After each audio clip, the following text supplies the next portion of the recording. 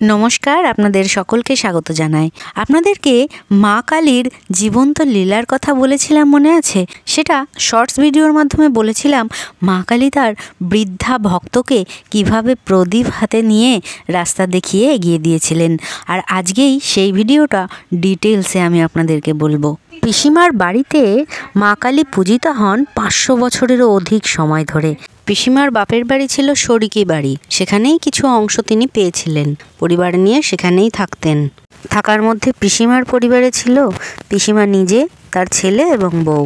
আগেই বলে নিই, পিসিমা সন্ধ্যের পর চোখে একটু কম দেখতেন, আর তার অভ্যাস ছিল সন্ধ্যা হলেই পাশের বাড়িতে গিয়ে বসা এবং একটু গল্প গুজব করা। আবার 7:30 পৌনে 8টা বাজলেই পিসিমার ছেলে পিসিমাকে গিয়ে নিয়ে আসতো।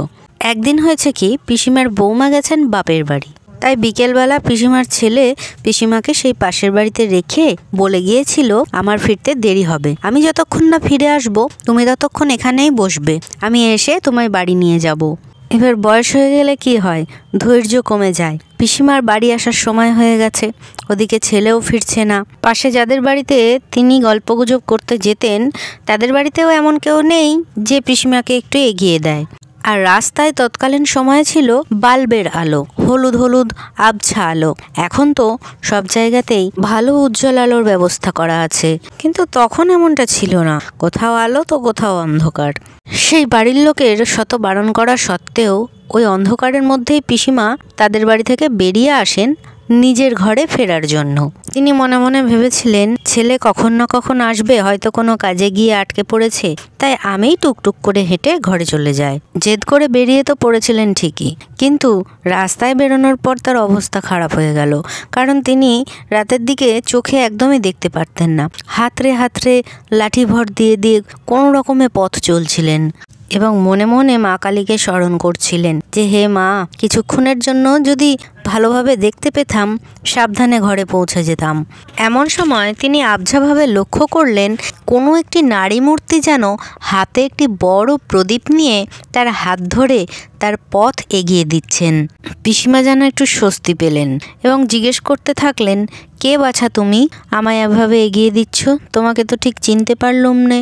কিন্তু পিসিমা বারবার বলা সত্ত্বেও সেই নারী মূর্তি একটিও কথা বলেননি। শুধু চলতে চলতে তার পায়ের নূপুরের আওয়াজ শোনা যাচ্ছিল। পিসিমা যখন তার ঘরে গিয়ে পৌঁছালেন তখন দেখলেন তার হাতে একটি জবা ফুল, আর সেই নারী মূর্তি যেন নিমেষের মধ্যে উধাও হয়ে গেল। প্রথমটায় পিসিমা কিছু আন্দাজ করতে পারেননি। কিছুক্ষণ পর তার ছেলে ফিরে এসে পিসিমাকে বেশ বকাবকি করলো। তারপরে আর তাদের মধ্যে কোনো কথা হয়নি। খাওয়া দাওয়া করে দুজনেই ঘুমিয়ে পড়লেন। মাঝরাতে স্বপ্ন দেখলেন স্বয়ং তাহার বাড়ির মা কালী তাকে বলছেন, ওরে, আমার ভক্ত যদি অন্ধকারে কষ্ট পায় তাহলে আমি তো প্রদীপ হাতে তাকে এগিয়ে দেবই। মায়ের কাজ তো সন্তানকে অন্ধকার থেকে আলোর পথে এগিয়ে দেওয়া। ভোররাতে ঘুম ভেঙে যায় পিসিমার। কাঁদতে থাকেন আর বলতে থাকেন, মাগো, তুই আমার এত কাছে আসলি, আর আমি কিনা তোকে চিনতেই পারলুম নে। আগের রাতের সেই জবা ফুলটিকে হাতে নিয়ে কাঁদতে থাকলেন পিসিমা। মুখে মুখে রটে গেল পিসিমার এই কথা যে স্বয়ং মা কালী প্রদীপ হাতে পিসিমাকে এগিয়ে দিয়েছেন।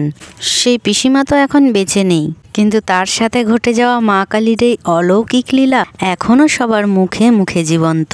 ভক্ত যখন বিপদে পড়ে, মা হয়তো এভাবেই তাকে পথ দেখিয়ে এগিয়ে দেন। জয় মা কালী।